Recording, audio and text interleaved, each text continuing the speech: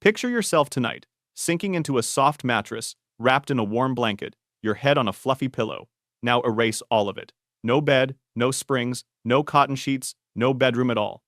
This is the world your ancestors lived in for hundreds of thousands of years. And somehow, night after night, they slept. So how exactly did ancient humans sleep without beds? The answer is far stranger and far cleverer than you might expect. Let's start with a simple truth. For most of human history, there was no such thing as furniture. Our ancestors did not lie down on wood or metal frames. They slept on the raw surface of the planet, on dirt, on stone, on grass, and under an open sky. But sleeping on the bare ground is dangerous and uncomfortable and cold. The ground steals your body heat. Insects crawl across your skin. Predators hunt in the dark. So early humans had to solve a problem that we never even think about. They had to invent the idea of a safe place to sleep. The oldest clue we have comes from a place called Border Cave in South Africa. Deep inside that cave, archaeologists found something astonishing. They found the remains of bedding that is roughly 200,000 years old. That makes it the oldest known bed on Earth. It was not a bed like ours. It was a thick layer of grass, packed onto the cave floor, forming a soft and springy mattress made entirely of plants. And the people who made it were smarter than we ever gave them credit for. The grass they chose was not random. Scientists identified it as broad-leaved grasses from the Panicoideae family. These plants are soft, and they are comfortable, but they also do something clever. They helped keep the sleeping area dry. And here is the truly brilliant part. The ancient people laid their grass bedding directly on top of layers of ash. That ash came from old fires, deliberately spread across the floor. Ash is a natural insect repellent. It clogs the breathing tubes of crawling bugs, and it dries out their bodies, so it keeps ticks and other biters away from the sleepers. Think about what that really means. 200,000 years ago, long before writing, long before cities, human beings had already figured out pest control. They were treating their bedding like a technology. They burned it, they cleaned it, and they refreshed it. Archaeologists found that the bedding was burned on purpose, again and again, probably to destroy pests and clear away the old layers before laying down fresh grass on top. It was a routine, a habit, a piece of household maintenance practiced by people we often imagine as primitive brutes. Border Cave is not alone. At another South African site, called Sibudu, researchers found bedding that is about 77,000 years old. And the people there were just as clever. They gathered leaves and stems from a plant called Cryptocarya woodii, a type of wild quince. Those leaves contain natural chemicals that kill insects and repel mosquitoes. In a world without medicine, mosquitoes meant malaria, and malaria meant death. So choosing the right leaves for your bed was not about comfort, it was about survival. These ancient people were, in a very real sense, sleeping on a living pharmacy. At Sibudu, the layers tell a story that spans thousands of years. Again and again, the bedding was gathered, used, and then burned. The people would build up a compact surface, sleep on it, and periodically set it alight to keep it fresh. Over many generations, these layers stacked up into a record we can still read today. It is one of the clearest windows we have into the daily rhythm of ancient life. Not a battle, not a hunt, but the quiet, ordinary act of making a place to lie down. But grass and leaves were only part of the story. To survive the cold nights, ancient humans needed warmth, and the greatest tool they had was fire. A fire did far more than cook food. At night, it became the center of the sleeping world.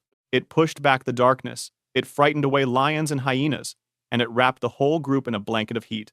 People slept in a ring around the flames, close enough to feel the warmth, far enough to stay safe from the sparks. The campfire was the first bedroom, and its glowing coals were the first nightlight.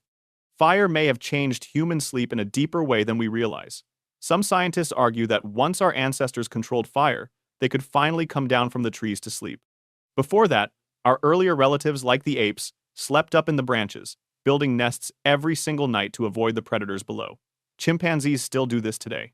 Every evening, a chimp bends and weaves branches into a fresh sleeping platform high off the ground, and orangutans do the same. Our ancient ancestors almost certainly slept this way too, for millions of years, before fire made the ground safe.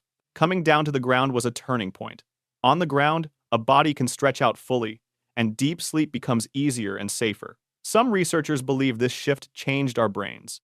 Longer, deeper sleep on solid ground may have given early humans richer dreams, and better memory, and stronger minds. In other words, the way we slept may have helped make us human. The humble act of lying down by a fire could be one of the quiet secrets behind our intelligence.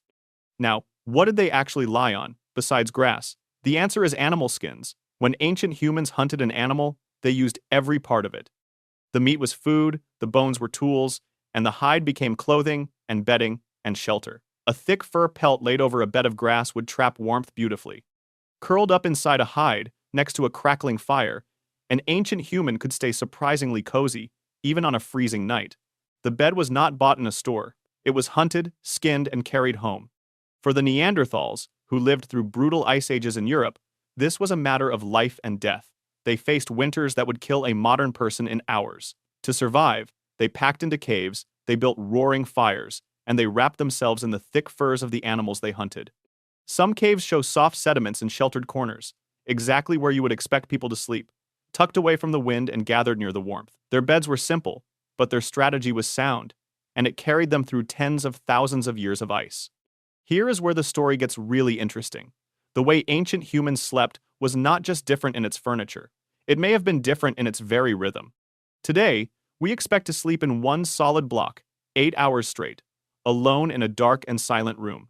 But that pattern is modern, and it might even be unnatural. To understand how humans really sleep, scientists went to visit the few groups on Earth who still live much like our ancestors did. They studied hunter-gatherer peoples, like the Hadza of Tanzania, and the San of the Kalahari, and the Tsimane of Bolivia. What they found surprised almost everyone. These people do not have beds, and they do not have alarm clocks, and they do not have electric light. Yet they sleep about 6 to 7 hours a night, which is close to what a modern person gets. But the shape of their sleep is different. They do not go to bed when the sun sets. Instead, they stay up for hours in the dark, talking and telling stories and tending the fire before finally lying down. Their sleep is guided by temperature, not by the clock. They tend to drift off as the night grows coldest, and they wake naturally near dawn, as the air begins to warm again. Almost none of them suffer from insomnia. In fact, many of their languages do not even have a word for it. The modern struggle of lying awake at 3 in the morning, staring at the ceiling, may be a problem our ancestors rarely faced. They lived and slept in tune with the turning of the earth. And then there is the question of the pillow. A soft pillow feels essential to us, but for most of human history, it was a luxury nobody had. Instead, some ancient people used something surprisingly hard. Across many early cultures, from ancient Egypt to ancient China, people rested their heads on carved wooden or stone headrests. These curved supports lifted the head off the ground, and they kept the neck cool, and they protected elaborate hairstyles through the night. To us, they look like instruments of torture, but to their owners, they were prized possessions, sometimes even buried with the dead for use in the afterlife. Comfort, it turns out, is partly a matter of habit. What feels unbearable to one person can feel perfectly restful to another. Even the words we use for sleep carry this ancient history. The word mattress does not come from any European bedroom. It comes from the Arabic word matra, which means something thrown down, a mat or a cushion tossed onto the floor.